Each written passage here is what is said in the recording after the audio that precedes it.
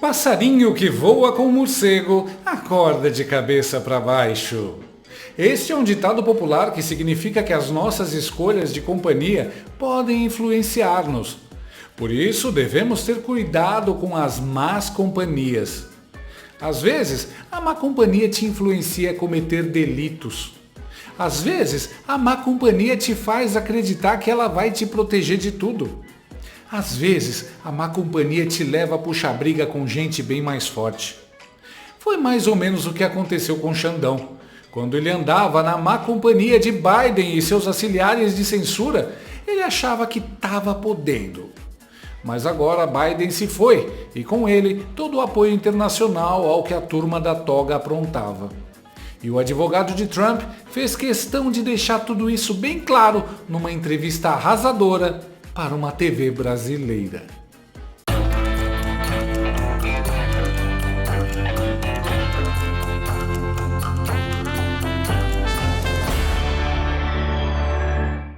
Assim como o regime Supremo PT quer acabar com a sua liberdade de expressão, as dores nas juntas e articulações acabam com a sua liberdade de se movimentar, de caminhar, de viajar, de praticar esportes.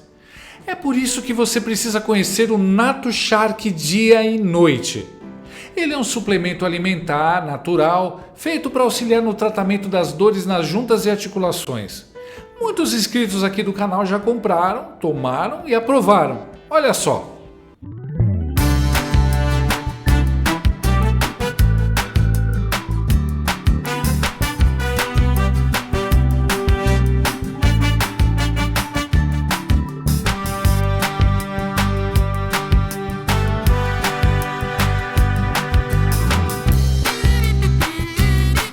NatoShark tem ação 24 horas por dia, alivia a dor durante o dia e regenera as cartilagens e fortalece os ossos durante a noite.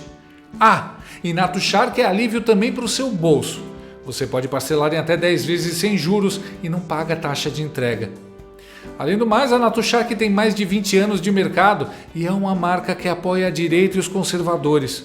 Num país com tantas grandes empresas que fizeram o L, a gente tem que apoiar aquelas que têm os mesmos valores que nós. Então não perca tempo, fique livre dessas dores chatas. Ligue para o número que aparece na tela ou acesse o link na descrição desse vídeo e peça o seu NatoShark dia e noite, agora mesmo. Xandildo queria ficar famoso, agora ele ficou infame. A ação conjunta movida pela Trump Media Group e pela plataforma de vídeos Rumble contra o ministro Alexandre Uglandi do Soviético Tribunal Federal ganhou todas as manchetes na mídia internacional. As empresas acusam o togado de violar a Constituição dos Estados Unidos por censura. Wall Street Journal, New York Times, Reuters, Político, Yahoo, Forbes, Bloomberg. Xandildo é praticamente a Mariah Carey do judiciário.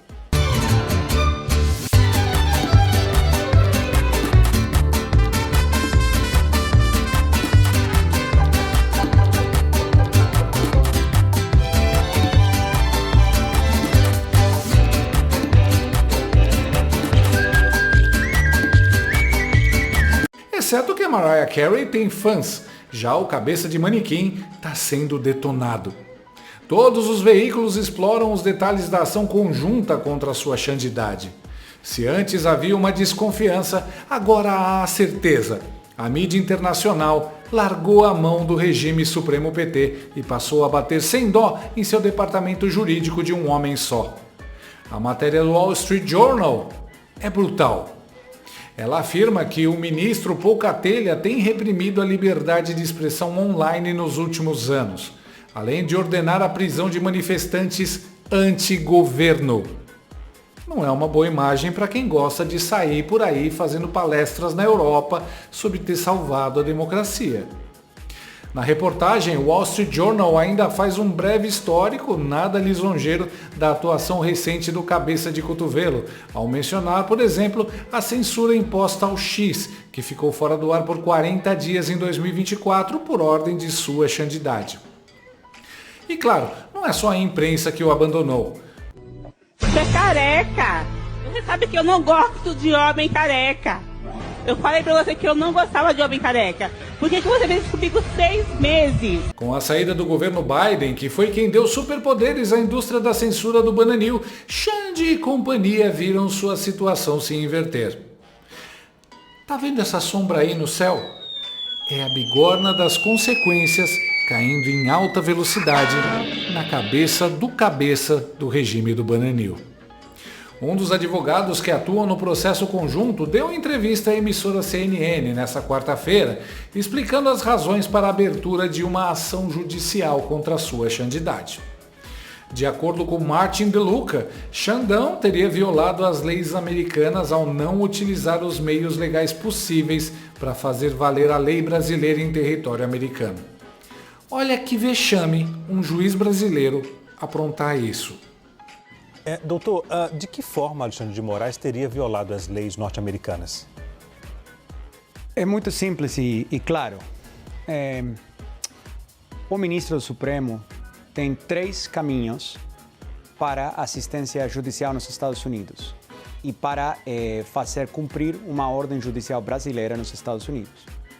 Tem um tratado de assistência legal mútua entre o Brasil e os Estados Unidos, feito desde o ano 2001, se não me engano, no qual a Autoridade Central Brasileira, o Ministério da Justiça, o STF encaminha o mandado para o Ministério da Justiça em Brasília, o Ministério da Justiça encaminha o mandado para o Departamento de Justiça em Washington, é recebido por uma unidade especializada que recebe MLATs, pedidos de assistência do mundo inteiro, encaminha, se cumpre com as leis dos Estados Unidos o pedido, é só encaminhado para o distrito correspondente, nesse caso Tampa, e aí pode ser servida e feita cumprir a ordem judicial. Esse é o principal caminho e o mais comum que é utilizado em todas as investigações criminais. Também tem a Convenção da Haia e também tem um sistema que é utilizado menos em investigações criminais, que é cartas rogatórias. Então você tem 3 caminhos juridicamente válidos, com consentimento do governo dos Estados Unidos para fazer isso. O que acabou acontecendo aqui foi que o gabinete do ministro, primeiro, se aproximou aos ex-advogados brasileiros da Rumble no Brasil e, pelo que foi informado a nós, demandou que esses advogados sejam recontratados pela Rumble para o propósito de receber o mandado sigiloso. Eu não vejo isso como algo válido. A Rumble não tem presença nenhuma no Brasil. Não tem funcionários, não tem operações, não tem negócios, não tem contas bancárias, não tem nenhum papel no Brasil.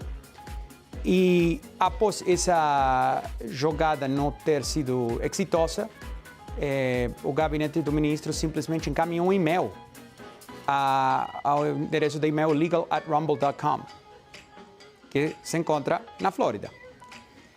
Infelizmente, isso não é uma forma válida de fazer cumprir uma ordem judicial brasileira nos Estados Unidos. Isso que dispara esses assuntos de soberania digital que estamos falando. Por quê? Porque a ordem, como foi descrita no complaint, na denúncia no Fórum Federal em Tampa, demanda que a Rumble aplique medidas de censura sobre uma pessoa que não tem sido identificada, mas que é residente dos Estados Unidos. Então, você está demandando que uma empresa americana, sem operações nem contatos com o Brasil, censure as contas de um residente dos Estados Unidos, por razões que não foram explicadas, mas você pode chegar às suas próprias conclusões. E também foi solicitado que a Rumble bloqueie o fluxo de fundos desde a Rumble e desde todos os contribuidores, quem faz propaganda, etc., com essas contas, para o usuário. Ou seja, cortar o fluxo de fundos de uma empresa americana a um usuário residente nos Estados Unidos. Então, para propósito da lei, um usuário americano, qualquer pessoa que se encontra fisicamente dentro do território nacional dos Estados Unidos, está protegida pela Constituição dos Estados Unidos. Porém, aplica a primeira emenda. O mais preocupante disso é que essa pessoa já teve um pedido de extradição pelo ministro, que foi recusado pelo governo dos Estados Unidos. E após isso, fazer um e-mail, mandando um mandado por e-mail com certas ameaças que vocês podem se imaginar, estão descritas na denúncia, mas se não é cumprido em 2 horas, você pagará uma multa de X, você será, vamos pagar o serviço no Brasil de formas não especificadas. Então, uma série de ameaças. Se esses mandados tivessem sido feitos pelo Emelati, também é extremamente provável, quase certeza absoluta, que teriam sido recusados pelo governo dos Estados Unidos. Então, essa é a grande questão. E isso foi o que disparou a Trump Media e a Rumble acionar o processo para falar a censura para aqui, a censura para a nossa fronteira. A censura acaba na nossa fronteira. Que lapada no cabeça de pirulito. A carinha dos blogueiros da CNN é de desconsolo. Além de tudo, o advogado ainda fala português fluentemente, melhor do que muito petista. Pelo jeito foi escolhido a dedo, se é que você me entende. Em defesa do ministro brasileiro, devemos informar que nem as leis brasileiras ele conhece, ou reconhece. Vergonhoso ver um estrangeiro tendo que explicar em português, muito bem falado por sinal, que o Chandovski agiu fora da lei. Mano, o cara se acha o juiz do mundo. Deram asas a uma serpente louca. Meu amigo, isso é uma bomba. O Moraes foi fisgado. Não há como escapar. O e-mail é prova definitiva. A multa será milionária para cada empresa. Mas nem tudo são más notícias para o Serra Pelada. Veja que linda luz no fim do túnel. Doutor Martim, essa já aconteceu lá atrás, algum caso semelhante nos Estados Unidos, de um ministro, um juiz de um outro país determinar uma ordem nos Estados Unidos? Esse caso já aconteceu lá atrás ou é a primeira vez? Isso é até uma forma de fazer com que a justiça norte-americana consiga entender qual será o passo, quais serão os passos num caso como esse, é isso? Um norte para a justiça agir daqui para frente em outros processos envolvendo outros países? É uma pergunta muito interessante. A gente não achou precedentes de uma situação similar. Então, na história dos Estados Unidos recente, que a gente pôde identificar até agora, não identificamos nenhum outro caso no qual um juiz estrangeiro encaminha mandados diretamente a empresas americanas sem cumprir com os canais oficiais para que as autoridades americanas tenham consentimento àqueles mandados. Um juiz brasileiro atuando isoladamente, dando ordens a empresas americanas para censurar cidadãos americanos sem passar por canais oficiais. O advogado diz que não há precedentes na história com ações como as de Xandão. Anime-se, meu querido, você será um modelo para o mundo. Um mau exemplo a ser estudado nas aulas futuras de faculdades de direito. Antes de levar a sua alma, o diabo te humilha. E por falar em humilhar, sente essa escovada que o advogado deu na militante de redação da CNN. Chama muita atenção é que essa ação ela foi apresentada logo depois que a Procuradoria-Geral da República apresentou a denúncia contra o ex-presidente Jair Bolsonaro e outras 33 pessoas aqui no Brasil. Há uma relação entre esses dois fatos? Zora, sabe o que chama mais atenção para mim? Que os rumores sobre a denúncia do ex-presidente Bolsonaro era que ia ser apresentada na sexta-feira dessa semana. Então, eu te faço uma pergunta. Por que foi adiantada? Não, eu quero saber, perguntei ao senhor se há uma relação entre esses fatos. Eu estou fazendo a pergunta ao senhor. De nossa perspectiva, não. Não há porque preparar uma denúncia como a que a gente preparou para entrar em Tampa demora dias. E como vocês devem saber de outros casos, os prazos que impor as ordens do ministro são extremadamente apertados. Então a gente teve que começar a planejar para entrar com essa ação muitos dias antes. Os jornalistas não conhecem um sistema judiciário de verdade. Chega a dar pena. É como dizia o Olavo, com esquerdista você não debate, você expõe. A moça não esperava essa lapada, mas é dito que esse cara é um advogado predador e com precisão milimétrica. Tivemos uma pequena degustação. Ele dá a picada e aguarda o efeito do veneno. A fluência dele no nosso idioma valoriza ainda mais a resposta. A pergunta que ele devolveu para ela foi o que todos também perceberam. Por que adiantaram a entrega da denúncia? A denúncia sobre o suposto golpe ia ser apresentada na sexta, segundo o falatório, e foi adiantada. Será que teve a ver com o vazamento da ação judicial contra o Xandão a ser lançada ontem, como sugere o advogado da empresa do Trump? Quem diria? Alan dos Santos e Monark não só escaparam da injustiça do Bananil, como estão sendo peças fundamentais no encerramento desse capítulo tão feio de nossa história. É uma situação delicada, causada quando o sujeito se acha imune ou protegido por forças que não são permanentes e medidas intempestivas e impensadas são tomadas. A força muda de mãos e a bola murcha, deixando o poderoso desmoralizado e sem ninguém a quem recorrer. Sua xandidade, que pensava estar protegido, agora está tendo que encarar processos internacionais, como o do Rumble e da Trump Media nos Estados Unidos, que expõem sua tentativa de censura para o mundo. A aposta na parceria com o governo gringo para legitimar abusos internos foi um erro amador. Afinal, numa democracia de verdade como a americana, a alternância de poder e o apoio estrangeiro virou pó.